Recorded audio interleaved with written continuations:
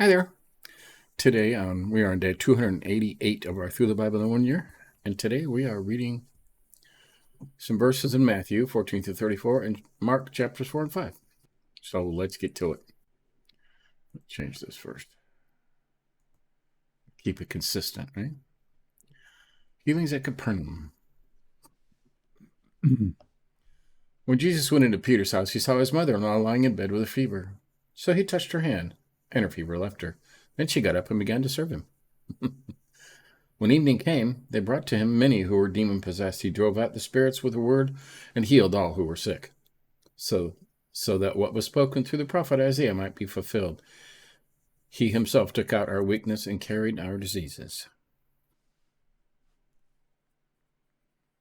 Following Jesus. When Jesus saw large crowds around him, he gave the order to go to the other side of the sea. A scribe approached him and said, "Teacher, I will follow you wherever you go." Jesus told him, "Foxes have dens and birds of the sky have nests, but the Son of Man has no place to lay his head." Lord, another of his disciples said, "First let me go bury my father." But Jesus told him, "Follow me and let the dead bury their own dead." Yeah. Wind and wave, obey the master. We read this yesterday. And he got into the boat. His disciples followed him. Suddenly a violent storm arose on the sea, so that the boat was being swamped by the waves. But he was sleeping. So the disciples came and woke him up, saying, "Lord, save us, we're going to die." But he said to them, "Why are you fearful, you of little faith?" Then he got up and rebuked the winds and the sea, and there was a great calm. The men were amazed and asked, "What kind of man is this? Even the winds and sea obey him." Demons driven out by the master. When he came to the other side, the region of Gadarenes, I can't say that, 2 demon-possessed men met him as they came out of the tombs. Now, this says 2. They were so violent that no one could pass by. Suddenly they shouted, "What do you have to do with us, Son of God? Have you come here to torment us before the time?" They know it's coming, right? Now, a long way off from them, a large herd of pigs was feeding. "If you drive us out," the demons begged him, he said to send us into the herd of pigs. "Go," he told them. So when they came out, they entered the pigs, and suddenly the whole herd rushed down the steep bank into the sea and perished in the water. And the men who tended them fled. They went into the city and reported everything, especially what had happened to those who were demon-possessed. And that whole town went out to meet Jesus. When they saw him, they begged him to leave their region. Right. So he did. And you remember in the other ones, there was man of the tomb. There was just one in most of the other ones. He begged to follow, but he must stay behind. Right? Okay, Mark 4 and 5, parable of the sower. Again, he began to teach by the sea. Same story again. A very large crowd gathered around him, so he got in a boat on the sea and sat down, while the whole crowd was on the shore facing the sea. He taught them many things in parables. In his teaching, he said to them, "Listen, consider the sower who went out to sow. He sowed. As he sowed, this occurred. Some seed fell along the path, and the birds came and ate it up.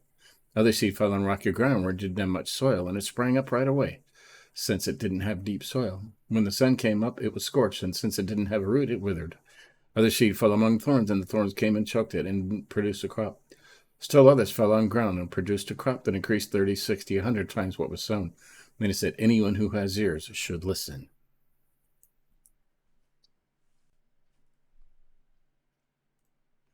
Why Jesus used parables.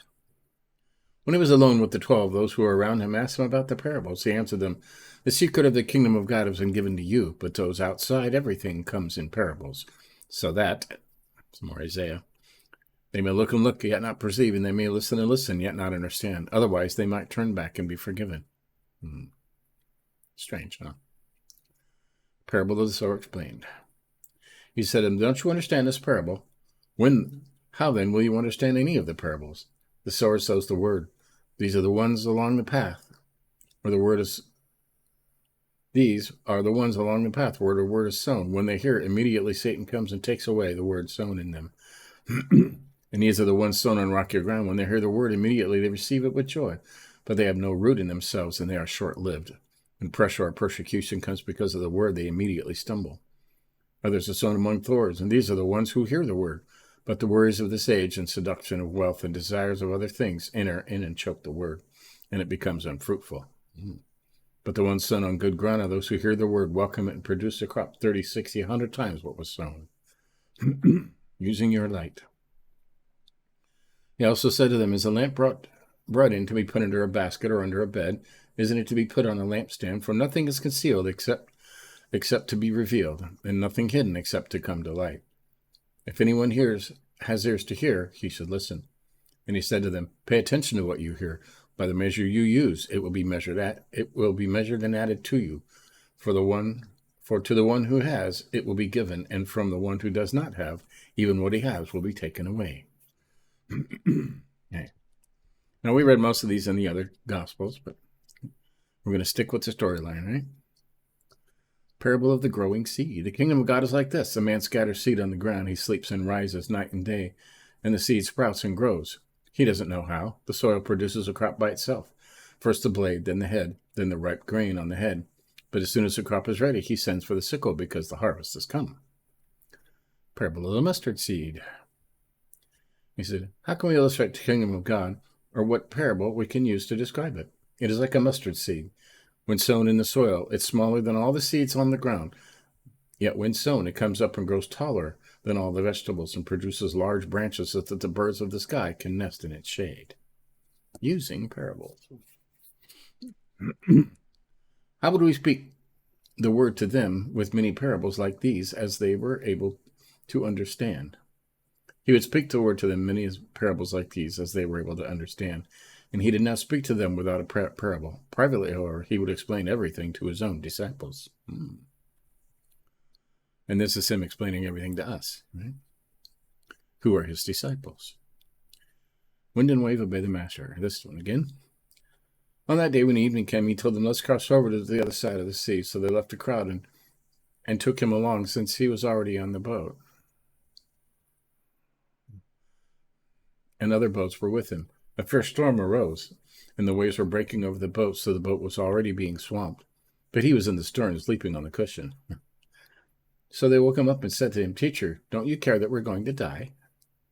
He got up, rebuked the wind, and said to the sea, Silence, be still. The wind ceased, and there was great calm. Then he said to them, Why are you fearful? Do you still have no faith? And they were terrified and asked one another, Who then is this? Even the wind and the sea obey him. You should know, right? Okay, chapter 5. Man of the tombs again. Then they came to the other side of the sea, the region of Gerasenes. As soon as he got out of the boat, a man with an unclean spirit came out of the tombs and met him. He lived in the tombs. No one was able to restrain him any more, even with chains, because he often had been bound with shackles and chains, but had snapped off the chains and smashed the shackles. No one was strong enough to subdue him, and always night and day he was crying out among the tombs and in the mountains and cutting himself with stones. When he saw Jesus from a distance, he ran and knelt down before him, and he cried out with a loud voice, What do you have to do with me, Jesus, Son of the Most High God? I beg you before God, don't torment me. For he had told him, Come out of the man, you unclean spirit. What is your name? He asked him. My name is Legion, he answered, because we are many.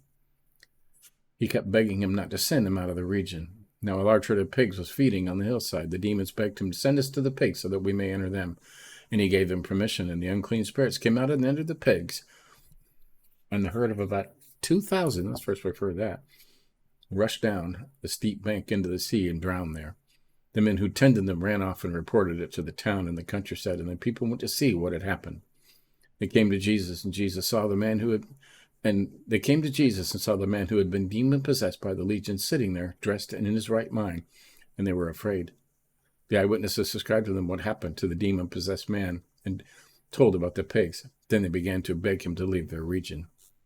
As he was getting onto the boat, the man who had been demon-possessed kept begging him to be with him, but he would not let him. Instead, he told him, Go back home to your own people and report to them how much the Lord has done for you and how he has had mercy on you. So he went out and began to proclaim in the Decapolis how much Jesus had done for him, and they were all amazed.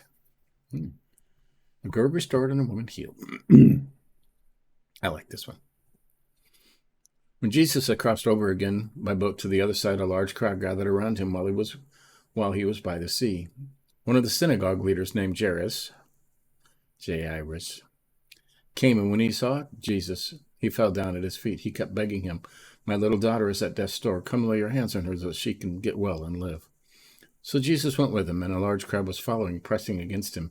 A woman suffering from bleeding for 12 years had endured much under many doctors. She had spent everything she had and was not helped at all. On the contrary, she became worse. Having heard about Jesus, she came behind him on the crowd and touched his robe, for she said, "If I can just touch his robes, I'll be made well." Instantly her flow of blood ceased, and she sensed in her body that she was cured of her affliction. Once Jesus realized in himself that power had gone out from him, he turned around in the crowd and said, "Who touched my robes?" His disciples said to him, "You see the crowd pressing against you, and you say, 'Who touched me?'" Yeah, I probably would have said that too.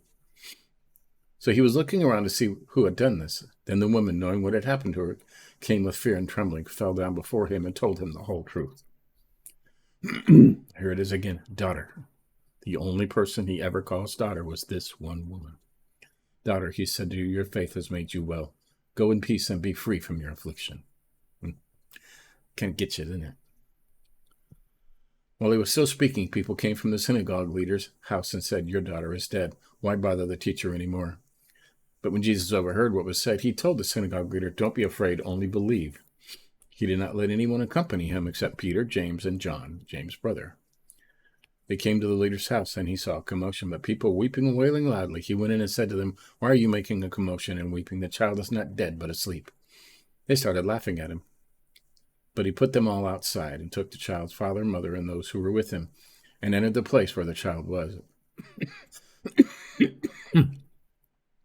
Then he took the child by the hand and said to her, "Talitha koum," which translated as, "Little girl, I say to you, get up."